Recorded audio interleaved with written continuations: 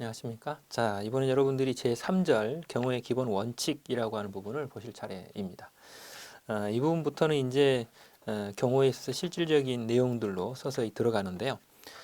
경호의 기본 원칙이라고 하는 부분은 출제 빈도상으로는 거의 한 70% 정도 출제 가능성이 있다 이렇게 볼 수 있습니다.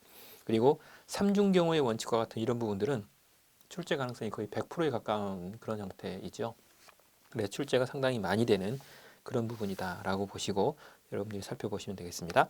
자, 먼저 경호의 기본 원리가 있고요. 그 밑에 보면 경호의 기본 원칙이라고 해서 삼중 경호의 원칙이나 아니면 방어 경호의 원칙이나 혹은 이제 이런 특수 원칙들에 대해서 여러 가지들을 소개를 하고 있습니다. 자, 근데 이 부분에서 여러분들이 이제 주의할 점이 있습니다. 2019년도 경호학 시험 문제는 앞에 이제 기출문제 강의에서도 말씀드렸다시피 특정 교재에서 집중적으로 출제가 되었습니다. 이런 경우는 사실은 이제 그렇게 되면 문제 오류가 될 가능성이 상당히 높습니다. 왜냐하면 학자들이 공통적으로 지적을 하거나 아니면 실무자들이 공통적으로 지적하는 부분들을 시험 문제를 내는 것이 아니기 때문에 이제 다른 이설이 있어서 결과적으로 이제 복수 정답이 나타난다거나 혹은 전부 다 정답 처리를 해야 될 이런 오류가 발생되는 경우들이 간혹 있습니다. 그래서 실제로 2019년도 경호학 시험 문제에서는 이제 복수 정답이 한 문제가 나왔습니다.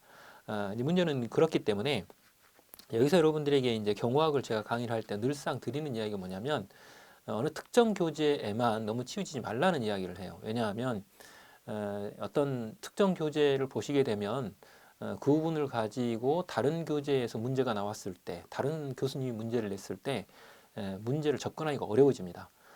그렇기 때문에 어느 특정 교재만 보는 게 중요한 게 아니고요. 여러 가지 교재를 보시되 어떤 학자들의 입장을 여러분들이 정리를 좀 해주셔야 돼요. 그런데 이때 이제 여러분들이 보시면 두 문자로 이걸 다 외울 수는 없거든요. 그렇기 때문에 이때 어떤 본질적인 내용들을 이 교수님은 어떤 용어를 써가지고 이렇게 표현을 합니다. A라는 표현을 하고 어떤 교수님은 그 똑같은 본질에 대해서 B라는 표현을 하거든요. 내용이 약간 다르긴 하나 실제로는 거의 같습니다. 그래서 실제로 여러분들이 이렇게 접근을 하다 보면 이게 이제 원래는 본체는 이건데 교수님에 따라서 이렇게 표현도 하고 이렇게 표현도 하는구나 라고 하는 것을 우리가 알 수 있어요. 그렇기 때문에 너무 한쪽 교재에 너무 치우치지 마시라고 저는 오히려 권해드립니다. 물론 교재들 중에 보면 이제 이 주장이 굉장히 논리적이고 굉장히 확고하고 또 거기에 이제 영향을 많이 미치는 그런 교재들이 있을 수는 있습니다. 그러나 그분만 있는 건 아니거든요. 경호학 교수님이 오직 그 한 분만 있으면 그 한 분의 교재를 가지고 전부 다가 이렇게 우리가 사용할 수 있겠죠. 우리가 무슨 뭐 초등학교나 중학교처럼 국정교과서 쓰는 이런 상황이 아니기 때문에 그렇게 생각을 하시면 곤란합니다. 그렇기 때문에 그런 내용들을 일단 숙지를 하셔서 여기에 사용되고 있는 내용 자체가 절대적이지는 않다. 여러 가지 견해들이 있을 수 있는데 그 중에 하나나 아니면 보편적인 내용들을 가지고 여러분들에게 소개를 드린다라고 우리 생각을 하셔야 되고요.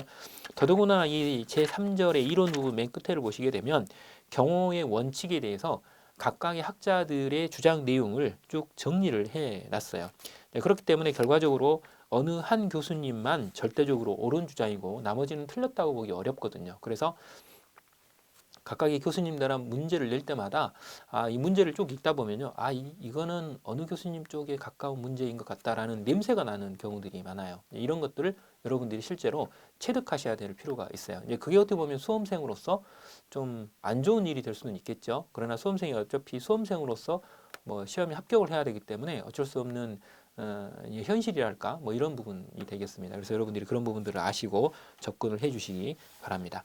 자, 먼저 경호의 기본 원리, 그리고 경호의 기본 원칙, 그리고 기본 원칙 뒤에 보시면 특별 원칙 이렇게 제가 구분을 했는데 이렇게 구분하는 것 자체가 저의 일단 생각이거나 아니면 일반적으로 이제 예전에 우리가 많이 봤던 김두현 교수님 혹은 이제 이상훈이나 혹은 장정균 교수님의 기본적인 어떤 패턴이다 이렇게 생각하시면 돼요. 그렇기 때문에 이 내용이 절대적이진 않아요. 그걸 여러분들이 기억을 하셔야 돼요. 그래서 그 내용 안에 다른 교수님들의 견해 혹은 이제 경찰 실무는 어떻게 되어 있는지 그리고 거기에 이제 각각의 국가들은 어떻게 흘러가는지 이런 것들을 세세하게 소개를 하는 이유가 바로 그런 이유들이 있습니다. 그래서 여러분들이 그런 것들을 생각을 하시면서 고려를 하시면서 책을 보시기 바라고요. 자, 먼저 경호의 기본 원칙, 기본 원리 보겠습니다.